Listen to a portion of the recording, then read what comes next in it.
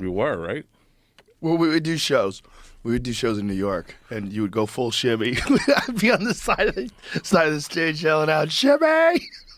Well, when we first started, by the way, we did the Joe Rogan Experience 30 years ago, right? Yeah, It just wasn't millions just of hanging people out. not listening. Exactly. Just playing pool. I remember Sussman brought you into town. You started at Nick's. Was it Nick's or I started at Stitches in Boston, Stitches? and then I was like 2 years in when I met you, and then I think we met at Eastside, which was awesome. What a Great great club. What a great I club. was just that there. Shout out to Richie Manervini. Yes, my man. He was. It was the greatest place to go.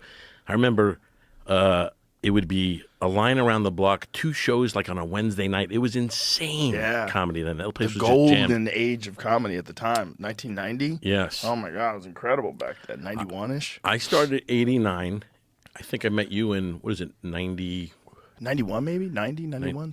Somewhere in there. And I was following everybody. That was my thing. Like I was being the stand-up comedian with the jacket sleeves pushed up and the bolo tie. You know what I'm talking about? I was just that straight thing. And you came into town, and we were like, "Who is this dude?" Like you just didn't care about anything, and it was like you've always remained the same, and it was just incredible to watch. We were like, "Whoa, he just doesn't care," and that's what you were.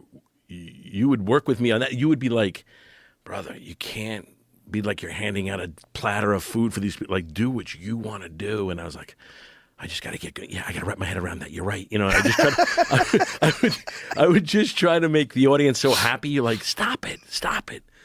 And you got to let go. And you'd get me going crazy. I'd get all fired up there. I'd be like yelling at people. They'd be like, whoa. It's like, all right, maybe we bring it back a little bit. But it was different, man. It really was. It really taught me to, most of all, to be comfortable in front of an audience and not care about them. I literally battle with it to this day. Yeah. That anxiety of, oh gosh, I get nervous and I start overthinking things.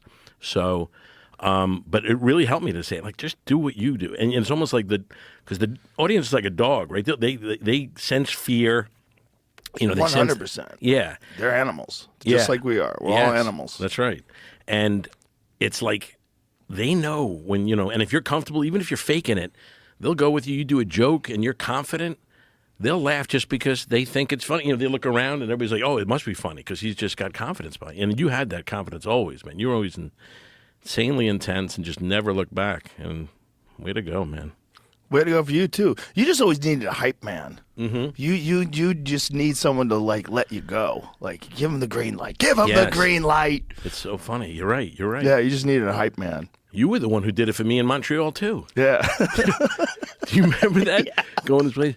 By the way, do you remember the beer we would drink? There were 2 kinds of this beer. I can't remember this Canadian beer. I've been racking my brain to think about it. It was like there was like a gold version of it and like an amber, and it was just the greatest stuff. And we get fired up there, and I loved it, man. I loved going to that Montreal Comedy Festival. Oh, it was the best. Back when it was, I think it's gone under. I think they did just announce they're going bankrupt. Oh, really? Yeah, unfortunately. See, we should tell people what it was. What it was during our time, when we were young, was the Montreal Comedy Festival was where young comedians would go up and you could kind of get a deal. And that's where you got the deal to do the King and Queens. Well, I got the deal to do at NBC. Right.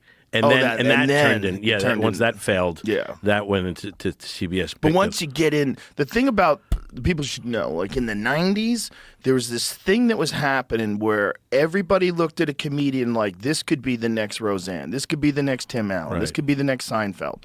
So every time they looked at you, they're like, what do you got? What do you got for me? And the agents would try to put it together as a sitcom. Yes. And they had this showcase called the Montreal Comedy Festival, the Just for Laughs Comedy Festival. And it was the most insane thing. You would go there and it would change your life. You could have one 15-minute set, and all of a sudden you got $500,000. 100%. You have one set that pops and people talking about, there's a buzz, and it's like you're set.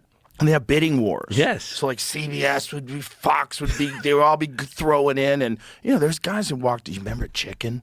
Chicken was the crazy guy. Yes. Yes. Chicken got the deal that killed the deals. Yes. He got like 800,000 or something. It was some crazy money, or I don't know what it was. Some nutty amount of money. But he had no act, right? It was after that they thought he was.